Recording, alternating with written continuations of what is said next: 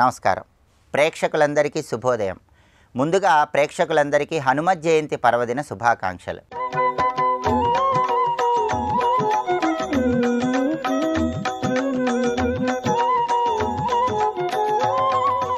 ఈనాటి శుభయోగం శీర్షికన హనుమత్ జయంతి పర్వదినం సందర్భంగా ఆంజనేయ స్వామి వారి అవతార వైభవం ఏంటో, ఆంజనేయ స్వామిని ఏ విధంగా ఆరాధన చేస్తే ఆంజనేయుడి సంపూర్ణమైన అనుగ్రహానికి సులభంగా పాత్రలం కావచ్చో పరిశీలిద్దాం. పరాశర సంహిత అనే ప్రామాణిక గ్రంథం ప్రకారం వైశాఖ మాసం బహుళపక్షం దశమి తిథి రోజు ఆంజనేయ స్వామి వారు ఆవిర్భవించారు. ఆంజనేయ స్వామి కర్కాటక లగ్నంలో జన్మించారు. జ్యోతిష శాస్త్రపరంగా కర్కాటక లగ్నానికి సప్తమ అష్టమ స్థానాలకి శని భగవానుడు ఆధిపత్యం వహిస్తాడు. కాబట్టి హనుమత్ జయంతి సందర్భంగా ఆంజనేయ స్వామిని పూజిస్తే సమస్త శని దోషాల నుంచి సులభంగా బయటపడవచ్చు. ఆంజనేయ స్వామి అవతార వైభవాన్ని పరిశీలించినట్లయితే పరమేశ్వరుడి దివ్య తేజస్సును అగ్నిదేవుడు స్వీకరిస్తాడు. అగ్నిదేవుడు పరమేశ్వరుడి దివ్య తేజస్సును భరించలేక వాయుదేవుడికి ఇచ్చేస్తాడు. వాయుదేవుడు ఆ పరమేశ్వరుడి తేజస్సు మొత్తం కూడా ఒక పండులోకి ప్రవేశపెట్టి తపస్సు చేసుకుంటున్నటువంటి అంజనాదేవికి ఇస్తాడు. అంజనాదేవి ఆ పండును స్వీకరించటం వల్ల ఆంజనేయ స్వామి వారు ఆవిర్భవించారు. కాబట్టి ఆంజనేయ స్వామి వారి జన్మ వృత్తాంతంలో ఉన్నటువంటి రహస్యాన్ని మనం పరిశీలిస్తే స్థూల శరీరం రీత్యా ఆంజనేయ స్వామి వారు అంజనాదేవి కుమారుడు. సూక్ష్మ శరీరం రీత్యా వాయుదేవుడు ఫలాన్నిచ్చాడు కాబట్టి వాయునందనుడు. కారణ శరీరం రీత్యా అది పరమేశ్వరుడి తేజస్సు కాబట్టి రుద్రాంశ సంభూతుడు. ఈ విధంగా ఆంజనేయ స్వామి వారి ఆవిర్భావం జరిగింది. ఆంజనేయ స్వామి సంపూర్ణమైన అనుగ్రహం కలగాలంటే హనుమత్ జయంతి సందర్భంగా 2 ప్రత్యేకమైన శ్లోకాలను ఇంట్లో దీపారాధన చేశాక జపించుకోవాలి. బుద్ధిర్బలం యశోధైర్యం నిర్భయత్వం అరోగత అజాడ్యం వాక్పటుత్వంచ హనుమస్మరణాత్ భవేత్. ఇది మొదటి శ్లోకం. రెండో శ్లోకం అసాధ్య సాధక స్వామిన్ అసాధ్యం తవ కిం వద రామదూత కృపా సింధో మత్కార్యం సాధయ ప్రభో. ఈ 2 శ్లోకాలకున్న ప్రాధాన్యత ఏంటంటే మొట్టమొదటి శ్లోకాన్ని పఠించినట్లయితే మనోధైర్యం పెరుగుతుంది, ఆత్మవిశ్వాసం పెరుగుతుంది, నిర్భయత్వం కలుగుతుంది, అనారోగ్యాలు తొలగిపోతాయి, వాక్శుద్ధి పెరుగుతుంది. అంతటి శక్తి మొదటి శ్లోకం వల్ల లభిస్తుంది. రెండో శ్లోకం వల్ల ఏం జరుగుతుందంటే అసాధ్య సాధక స్వామిన్ అత్యంత కష్టసాధ్యమైనటువంటి పనులు కూడా సాధ్యం చేసుకోవటానికి రెండో శ్లోకం విశేషంగా సహకరిస్తుంది. అందువల్ల జీవితంలో తీవ్రమైన కష్టాలు ఉన్న వాళ్ళు ఎవరైనా హనుమత్ జయంతి సందర్భంగా ఈ రెండో శ్లోకం పఠించినట్లయితే ఆ తీవ్రమైన కష్టాల నుంచి సులభంగా బయటపడవచ్చు.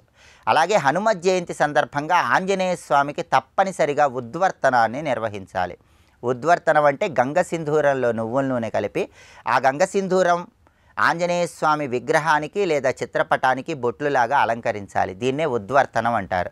ఈ ఉద్వర్తనం నిర్వహిస్తూ తమలపాకులతో ఆంజనేయ స్వామిని పూజించి అప్పాలు నివేదన చేయటం ద్వారా ఆంజనేయుడి సంపూర్ణమైన అనుగ్రహానికి సులభంగా పాత్రలు కావచ్చు. అలాగే ఈరోజు పంచముఖ ఆంజనేయ ఆలయ దర్శనం చేసి 41 ప్రదక్షిణలు చేసినట్లయితే గ్రహచార గోచార శని దోషాలన్నీ తొలగింపజేసుకొని ఆంజనేయ స్వామి సంపూర్ణమైన అనుగ్రహానికి సులభంగా పాత్రలు కావచ్చు. సుందరకాండ ఈరోజు శ్రవణం చేయటం ద్వారా, అలాగే హనుమల్ లాంగూల స్తోత్రాన్ని పఠించడం లేదా శ్రవణం చేయటం ద్వారా ఆంజనేయ స్వామి అనుగ్రహానికి పాత్రులై సకల శుభాలను సిద్ధింపజేసుకోవచ్చు. ఆంజనేయ ఆలయంలో ఈరోజు వీలైనన్ని ప్రదక్షిణలు చేయటం ద్వారా ఆంజనేయుడి అనుగ్రహానికి ప్రతి ఒక్కరూ సులభంగా పాత్రలు కావచ్చు. రేపటి శుభయోగం శీర్షికన వరూధిని ఏకాదశికి ఉన్నటువంటి ప్రాధాన్యత ఏంటో, వరూధిని ఏకాదశి సందర్భంగా ఎలాంటి విధి విధానాలు పాటిస్తే సకల శుభాలను సిద్ధింపజేసుకోవచ్చో పరిశీలిద్దాం. నమస్కారం.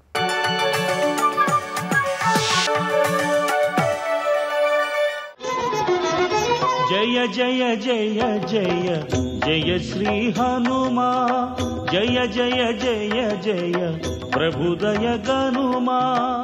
దూరీకృత సీతార్తి ప్రకటీకృత రమవైభవ స్ఫూర్తి దారిత దశముఖ కీర్తి పురతో మమ భాతు హనుమతో మూర్తి. ఈటీవీ ప్రేక్షకులకు హనుమత్ జయంతి శుభాకాంక్షలు.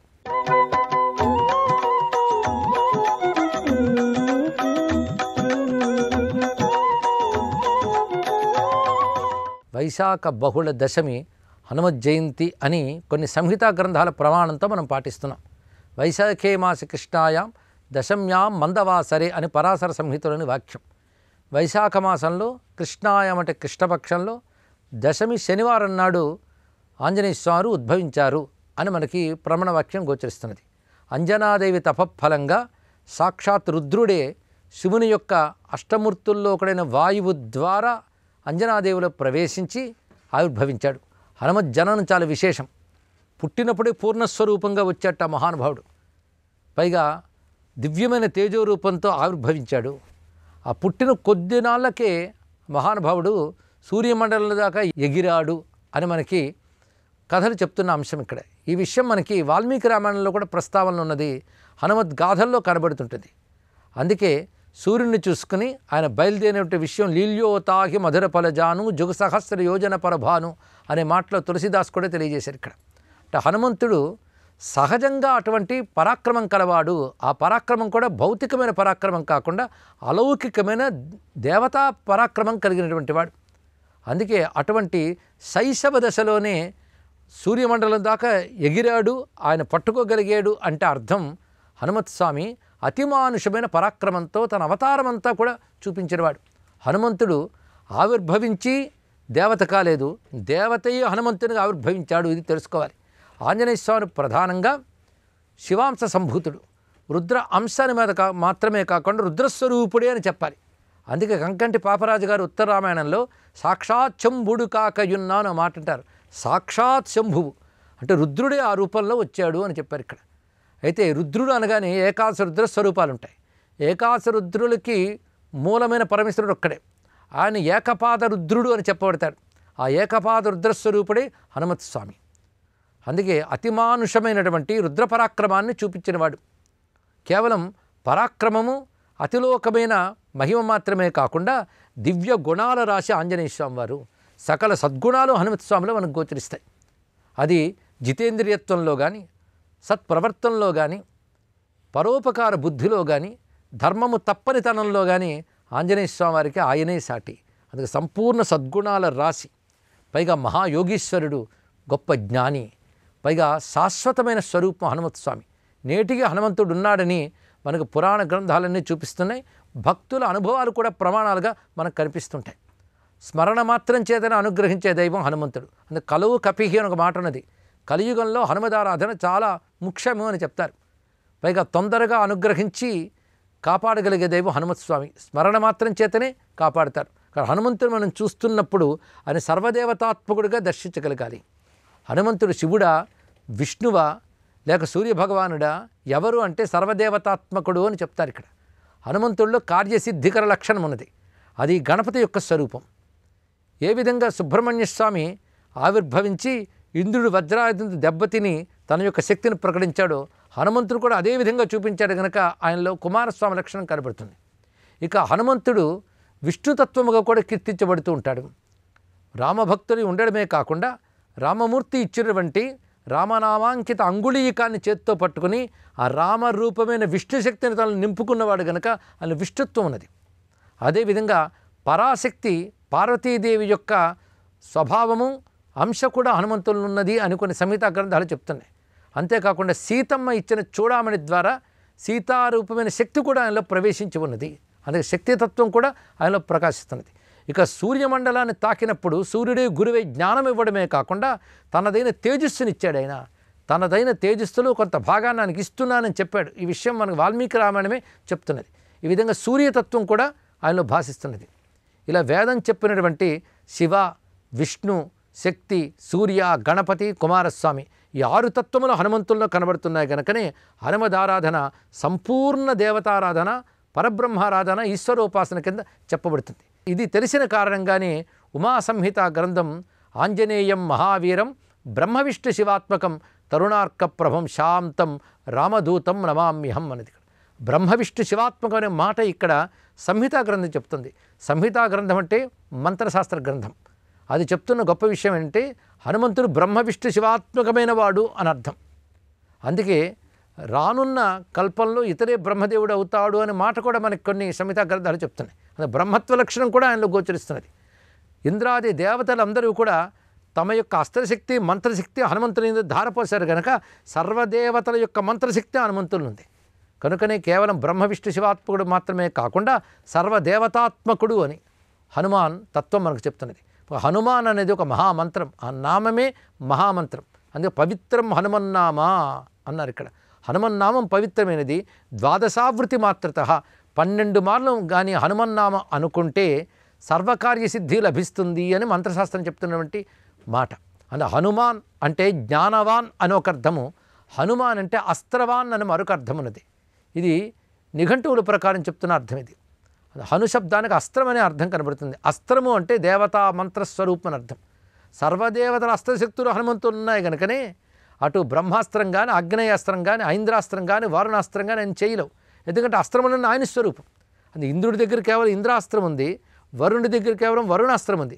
కానీ సర్వదేవతల అస్త్ర సంపద కూడా హనుమంతుల్లో ఉంది కనుక హనుమంతుడు అంటే అస్త్రవాన్ అని అర్థము.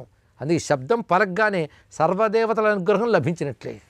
అదేవిధంగా ఆంజనేయుడు అంటేనే జ్ఞానశక్తి చేత అజ్ఞానాంధకారాన్ని తొలగించేవాడు అని అర్థం ఉన్నది. జ్ఞానాంజన శలాకయ అన్నారు కదా, అటువంటి జ్ఞానదృష్టి ప్రదాత మహానుభావుడు. అది ఆంజనేయ, హనుమాన్. అలాగే మరుద్గణముల స్వరూపం గనక మారుతి అని చెప్పబడుతున్నాడు. సర్వదేవతాత్మకుడి అటు విద్యకి, జ్ఞానానికి, ఉత్తమ వ్యక్తిత్వానికి ఆదర్శప్రాయుడై ఉన్నటువంటి హనుమద్ ఆరాధన, హనుమద్ ఉపాసన బాల్యం నుండి చేసినట్లయితే వాడి జీవితం అష్టసిద్ధులతో అలరారుతుంది. అష్టసిద్ధులు బుద్ధిర్బలం, యశోధైర్యం, నిర్భయత్వం, అరోగత, అజాడ్యం, వాక్పటుత్వంచ హనుమత్ స్మరణాత్ భవేత్ అని ప్రసిద్ధిగా మనకు కనబడుతుంది. బుద్ధి, బలము, యశస్సు, వీరత్వము ఇత్యాదులన్నీ కూడా హనుమంతుని స్మరణ వల్ల లభిస్తాయి. స్మరణ అంటే గుర్తుపెట్టుకునుట అని అర్థం. హనుమంతుని యొక్క నామము, హనుమంతుని యొక్క రూపము, హనుమంతుని చరిత్ర మన మనస్సులో స్మరణగా నిలిచినట్లయితే స్వామి అనుగ్రహంతో సర్వసిద్ధులు లభిస్తాయి. ఈ రోజున అటువంటి హనుమంతుని ఆరాధించి ధన్యులమవుదాం. స్వస్తి.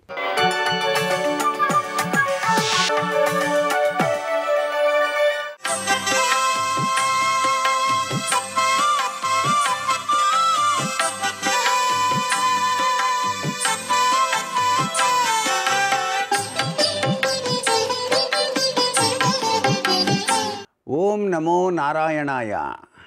ఓం నమః శివాయ. శ్రీమాత్రే నమః.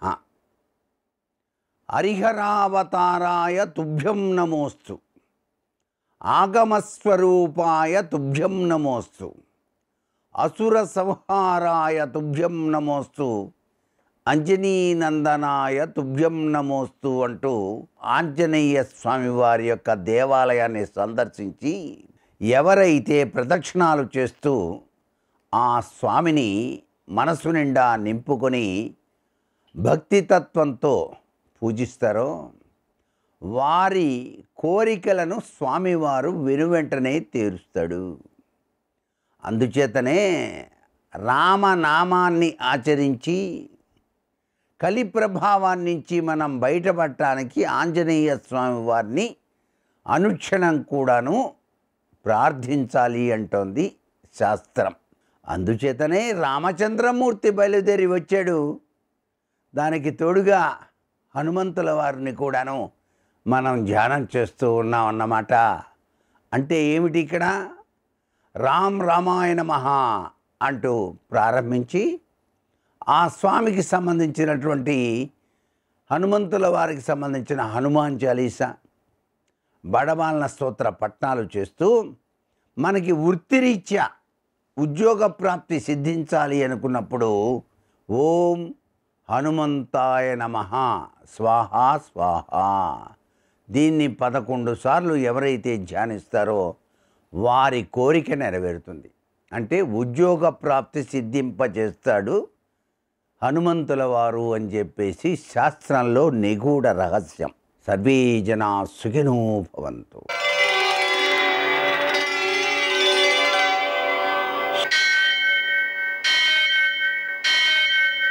సహస్రశీర్షం దేవం విశ్వాక్షం విశ్వశంభువం విశ్వం నారాయణం దేవమక్షరం పరమం పదం విశ్వతః పరమాం నిత్యం విశ్వం నారాయణగుం హరిం विश्वमेवेदं पुरुषस्तद्विश्वमुपजीवति पतिं विश्वस्यात्मेश्वरं शाश्वतं शिवमच्युतं नारायणं महाज्ञेयं विश्वात्मानं परायणम्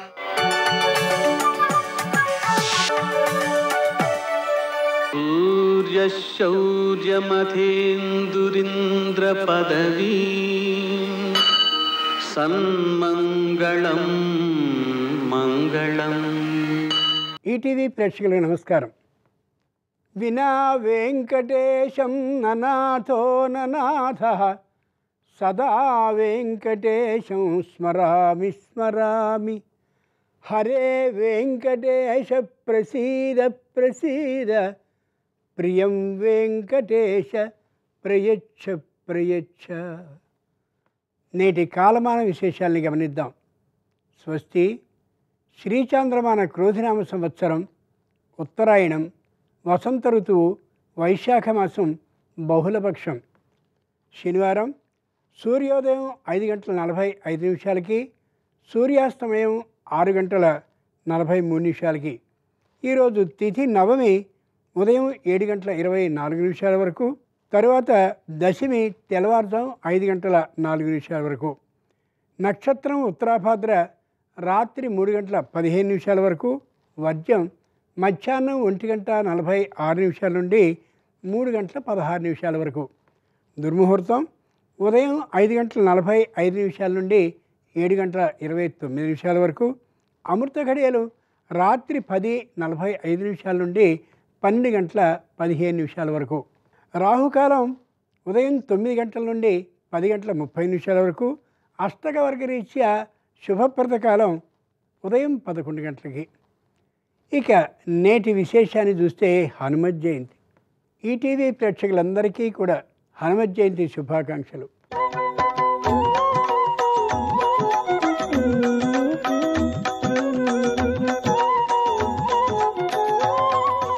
వానరోహం మహాభాగే దూతో రామస్య ధీమతః. హనుమత్ జయంతి రోజున ఆంజనేయుడి నుండి ఇన్ని విశేషాలు నేర్చుకోవాలి. 2-3 విశేషాలని అనుకుందాం. లక్షల రాక్షసుల్ని కేవలం దంష్టలు నఖాలంటే గోళ్లతో చంపినటువంటి వాడు ఆయన ఆంజనేయ స్వామి అమ్మవారి దగ్గరికి వెళ్ళి వానరోహం మహాభాగే, అమ్మా నేను కోతి జాతికి చెందినవాడిని అన్నాడు. ఆ వినయాన్ని నేర్చుకోవాలి. 2 సూర్యేచ అస్తంగతే రాత్రౌ. సమయపాలన అనేది ఆంజనేయుడి నుంచి మాత్రమే మనం నేర్చుకోవాలి. సరిగ్గా సూర్య అస్తమయం అయ్యేసరికి లంకలో దిగాలి అని నిర్ణయించుకున్న ఆంజనేయ స్వామి గాలి అలా ఎదురుగా వీస్తూ ఉన్నప్పటికీ సముద్రపు ఘోష బాగా పెరుగుతూ ఒక్కొక్కసారి తన్ని ఆ విపరీతంగా ఎత్తుగా వచ్చే కెరటాలు అలా గట్టిగా తన్ని ఆపుతూ ఉన్న మధ్యలో 3 ఒడ్డుగా వచ్చిన సమయాన్ని పాలిస్తూ అస్తమయ కాలాన్ని ఖచ్చితంగా లంకా సముద్రపు ఒడ్డున దిగాడు. ఆ సమయపాలన అనేటటువంటి గుణాన్ని కూడా ఆంజనేయుడి నుంచి మనం నేర్చుకోవాలి హనుమత్ జయంతి రోజున. మరో ముఖ్య విశేషం ప్రత్యయార్థం తేన దత్తం. అమ్మా రామచంద్రమూర్తి నన్ను నేనుగా నమ్మించుకోవడం కోసమని ఇదిగో ఈ ఉంగరాన్ని ఇచ్చాడు అని పశ్యదేవ్యంగులీయకం అరచేతిలో పెట్టుకుని అలా చూపించాడు అమ్మవారికి. గృహీత్వా ప్రేక్షమాణ సా, వెంటనే ఆ ఉంగరాన్ని తీసుకుంది. ఆ తీసుకున్న తనాన్ని బట్టి ఆంజనేయ స్వామి అర్థం చేసుకున్నాడు, రాక్షసమాయ కాదు, ఈమె యథార్థమైనటువంటి సీతే అని. ఇటువంటి అనేకమైన విశేషాల్ని హనుమత్ జయంతి రోజున అనుకోవాల్సి ఉన్నాయి. హనుమద్ అనుగ్రహ ప్రాప్తిరస్తు. నేటి ఆణిముత్యాలు.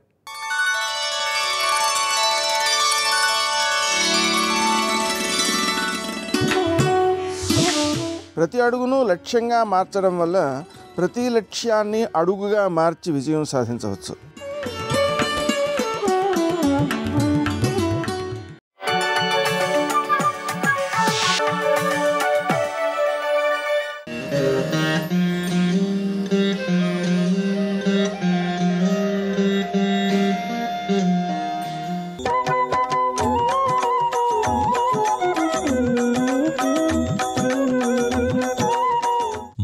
ఆర్జవం మారుతతుల్యవేగం జితేంద్రియం బుద్ధిమతాం వరిష్టం వాతాత్మజం వానరయూధముఖ్యం శ్రీరామదూతం శిరసా నమామి. హనుమ మహాబలవంతుడు, అపార తేజోమూర్తి.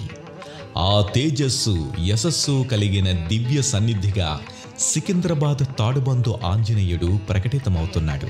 తాడుబందు చౌరస్తాకు అతి సమీపంలో సువిశాలమైన లోగిలిలో ఈ ఆలయం అలరారుతోంది. ప్రధాన ఆలయం ముంగిట 5 అంతస్తులతో కూడిన మహారాజగోపురం శిల్పకళా సమన్వితంగా ప్రకటితమవుతోంది. మహారాజు గోపురం గుండా భక్తులు ప్రధాన ఆలయ ప్రాంగణానికి చేరుకుంటారు.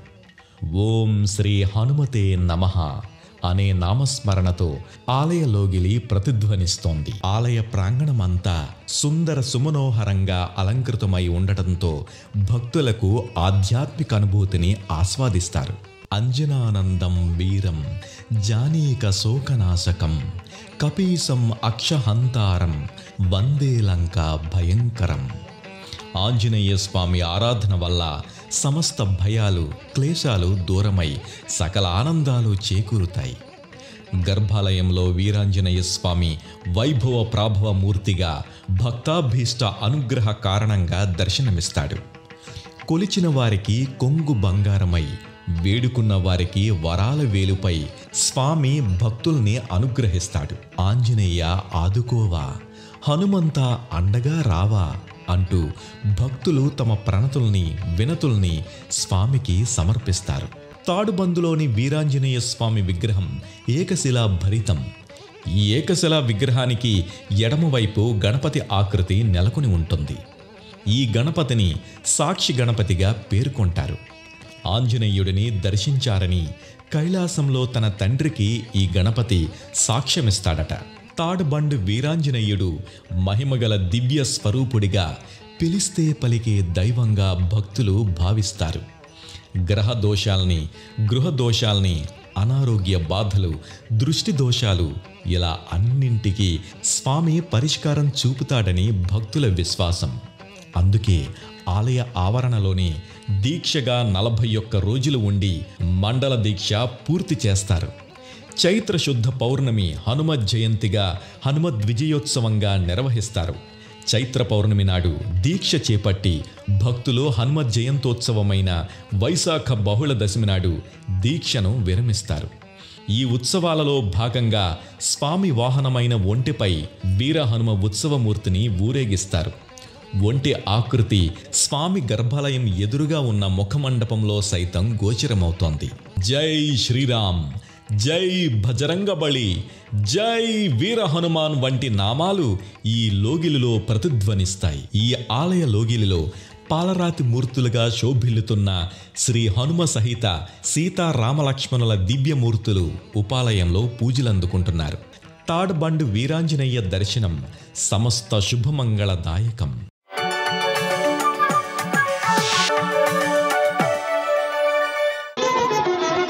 జయ జయ జయ జయ జయ శ్రీ హనుమా, జయ జయ జయ జయ ప్రభుదయ గనుమా. నన్ను తీసుకెళ్లి ప్రశ్రవణ పర్వత శిఖరముల మీద కూర్చున్న రామచంద్రమూర్తి పాదార విందముల యందు సమర్పించి కృతార్థుడివిక నీ జీవితంలో సంతోషాన్ని పొందు. నిన్ను శిక్షిస్తాడనుకుంటున్నావేమో, శరణాగత వత్సలహ, శరణాగతి చేస్తే ఏమండవు, వెంటనే క్షమిస్తాడు. ఆయన ధర్మమూర్తి.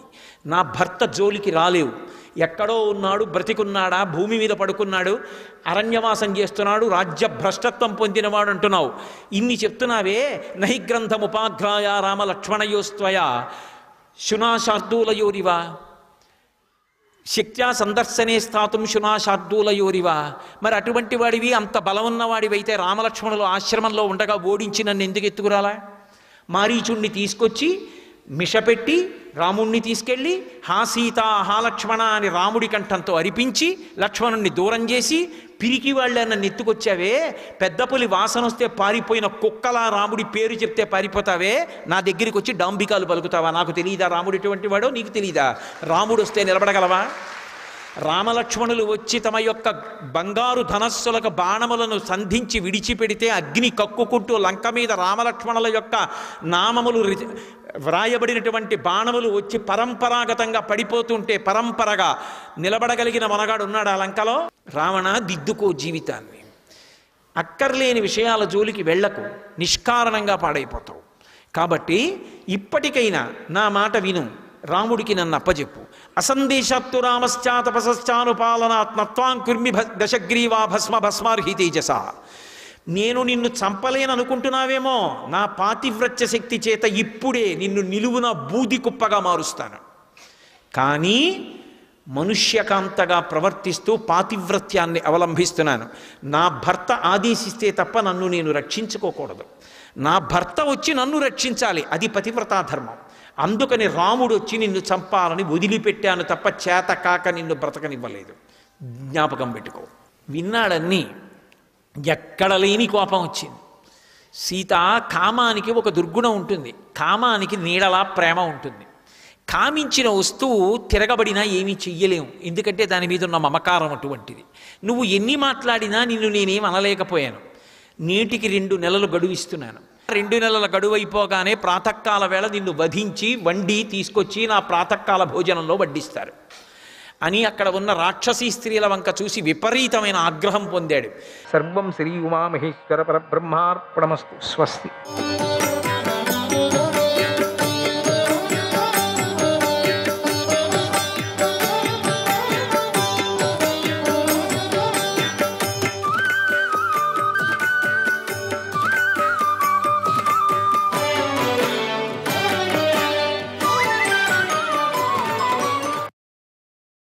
శ్రీ మహావిష్ణువు శక్తిని వృద్ధి చేసే వైజయంతిమాలను కుమారుడికిచ్చాడు.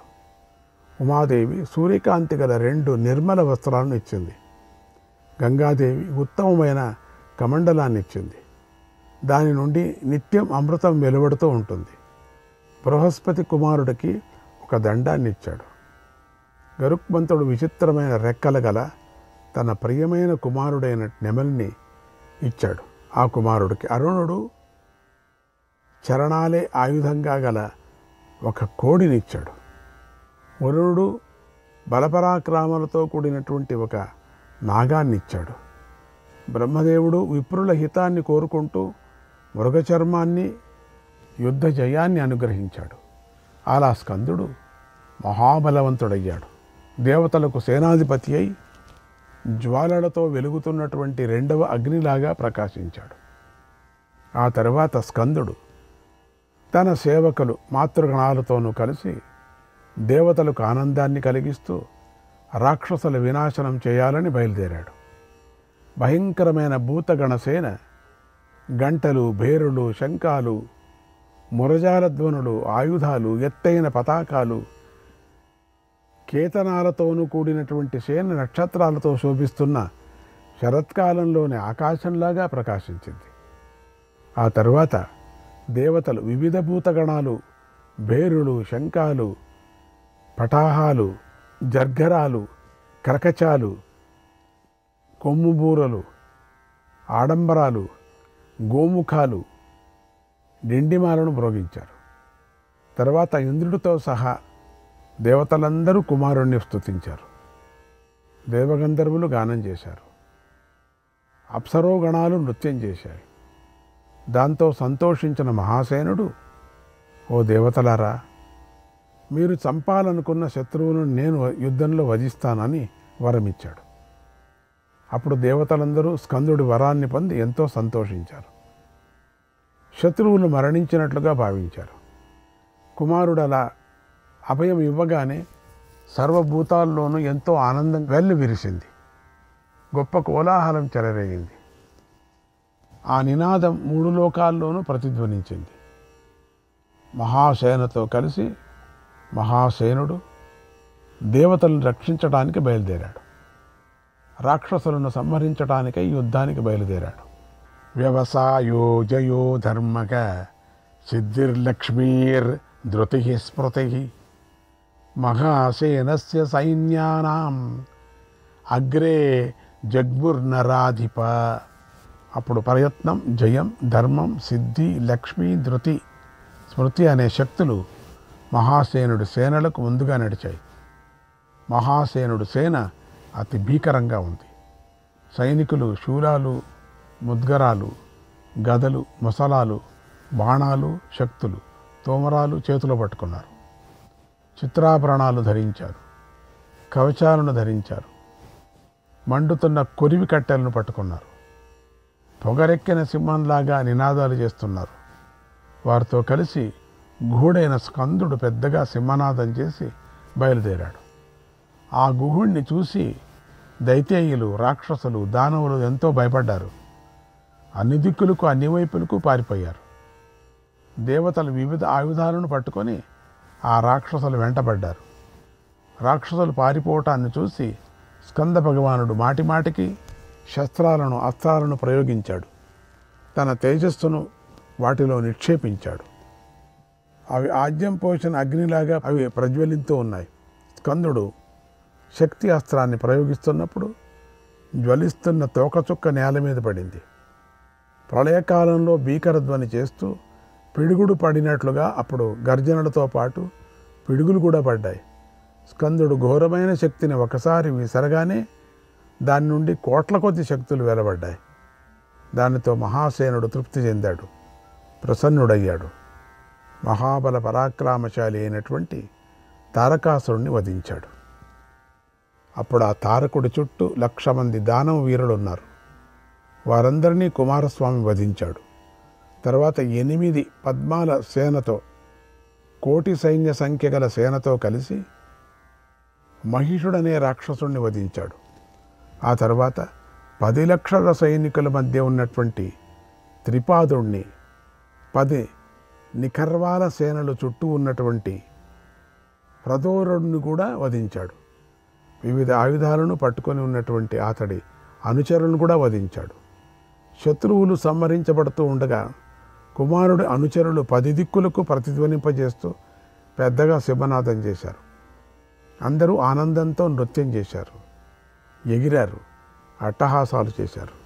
అప్పుడు కుమారుడు ప్రయోగించిన శక్తి అస్త్రం నుండి జ్వాలలు వెలువడి అంతటా విజృంభించాయి. వాటితో 3 లోకాలు ఎంతో భయపడ్డాయి. ఆ జ్వాలలలో వేల కొద్ది రాక్షసులు నాశనమయ్యారు. కొందరు స్కందుడి సింహనాదాలకు మరణించారు. కొందరు పతాకాలలో త్రోసివేయబడి చనిపోయారు. కొందరు ఘంటాధ్వనులకే భయపడి నెలకొల్లారు. కొందరు ఆయుధాల దెబ్బలతో ప్రాణాలు కోల్పోయారు. ఇలా స్కందుడు యుద్ధంలో ఎందరో రాక్షసులను వధించాడు.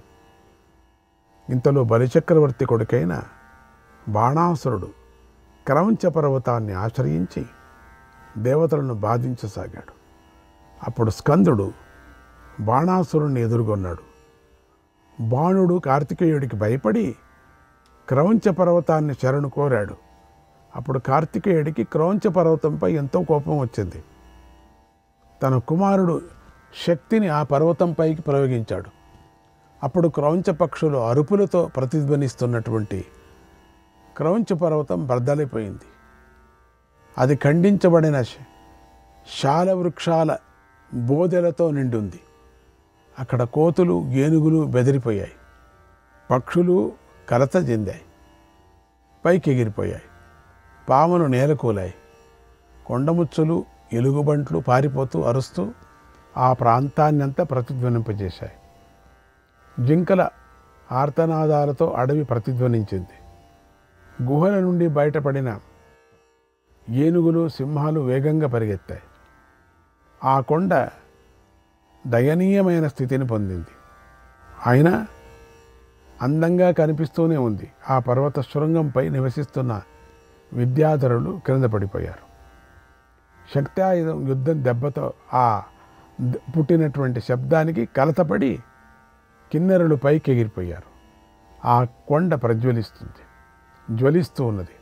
దాని మీద విచిత్రాభరణాలు, పూలమాలలు ధరించిన దైత్యులు 100 వేల కొద్దిగా పడిపోయారు. కుమారస్వామి అనుచరులు వారిపై దాడి చేసి యుద్ధంలో వారిని వధించారు. అప్పుడు కుమారస్వామి కూడా కోపించి ఆ రాక్షస రాజైన కుమారుణ్ణి తమ్ములతో సహా వధించాడు.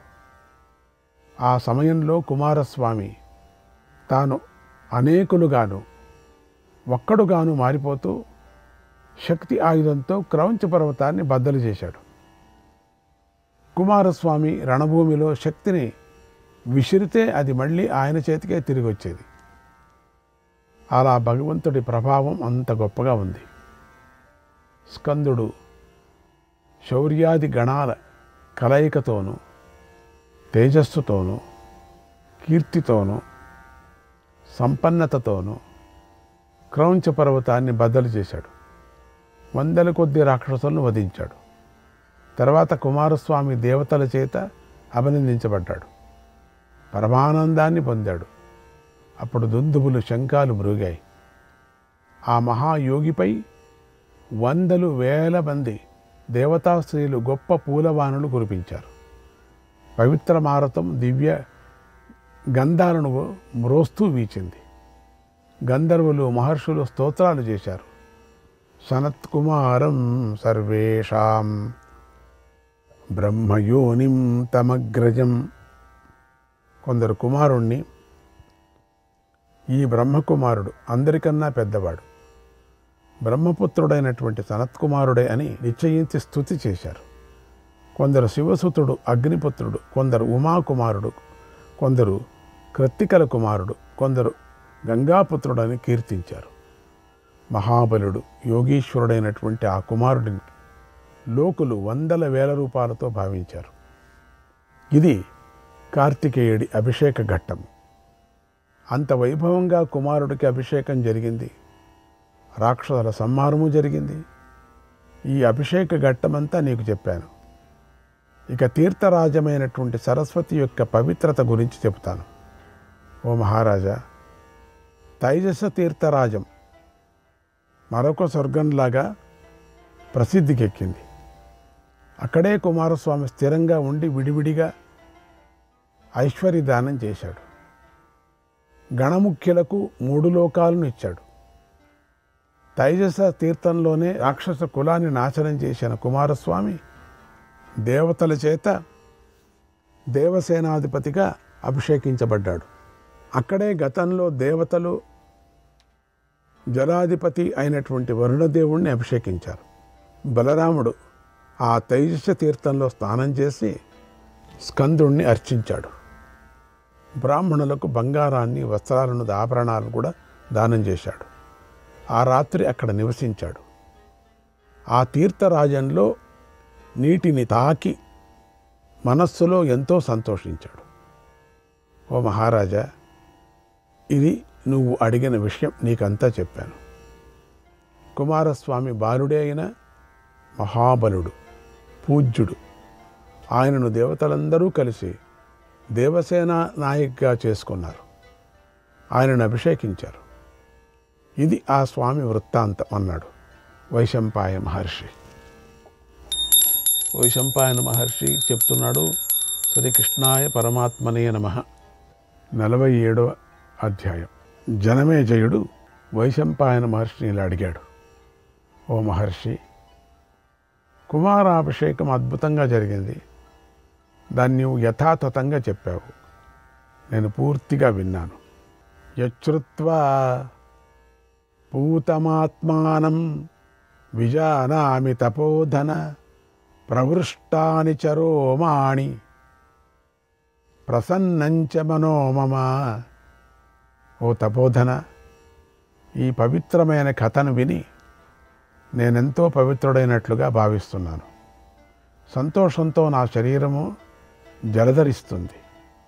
నా మనస్సు ప్రసన్నంగా ఉంది. కుమారుడి అభిషేకాన్ని, రాక్షస వదన విని నాకెంతో ఆనందం కలిగింది. ఇంకా మరెన్నో విషయాలు వినాలని నాకెంతో కుతూహలంగా కలుగుతుంది. ఓ బుద్ధిమంతుడా, ఈ ప్రదేశంలోనే వరుణాభిషేకం జరిగిందని నువ్వు చెప్పావు. ఇప్పుడు ఆ విషయం గురించి చెప్పు. దేవతల గతంలో వరుణదేవుణ్ణి ఎలా అభిషేకించారు అని కోరాడు. అప్పుడు వైశంపాయన మహర్షి ఇలా చెప్పాడు, ఓ మహారాజా విను.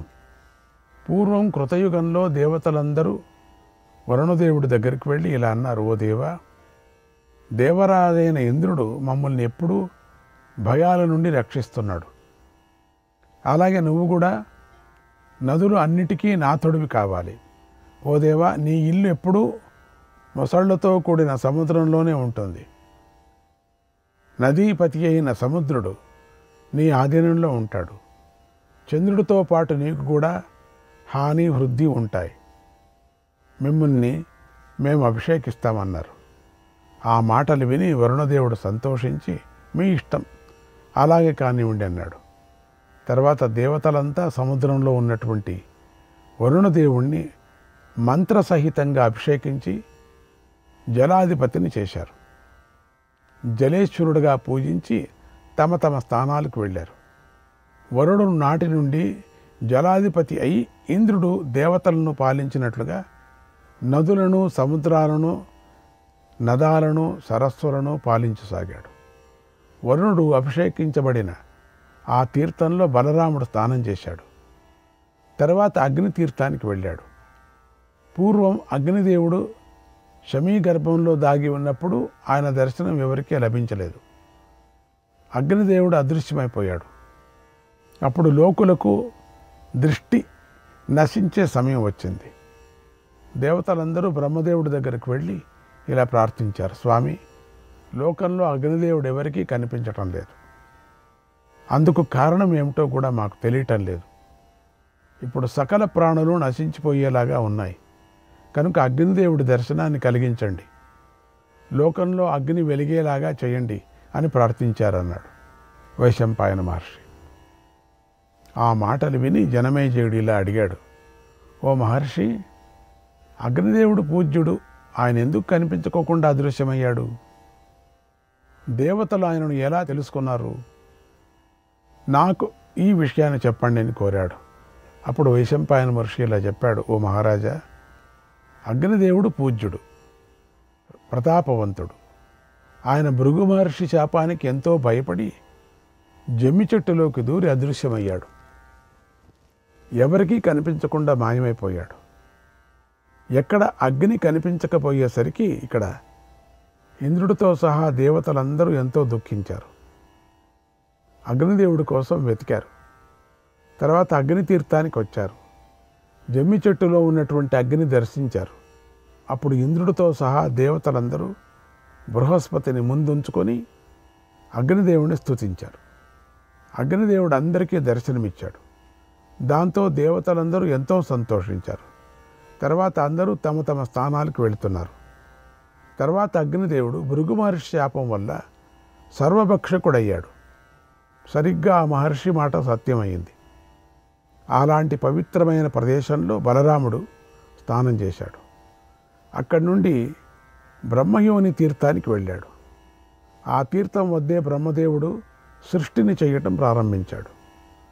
బ్రహ్మదేవుడు అక్కడ గల తీర్థంలో స్నానం చేసి అక్కడ చక్కని దేవతా తీర్థాలను సృష్టించాడు. అలాంటి ప్రదేశంలో బలరాముడు స్నానం చేసి వివిధ దానాలను చేశాడు. తర్వాత కుబేర తీర్థానికి వెళ్ళాడు. అక్కడే కుబేరుడికి ధనాలు, నిధులు లభించాయి.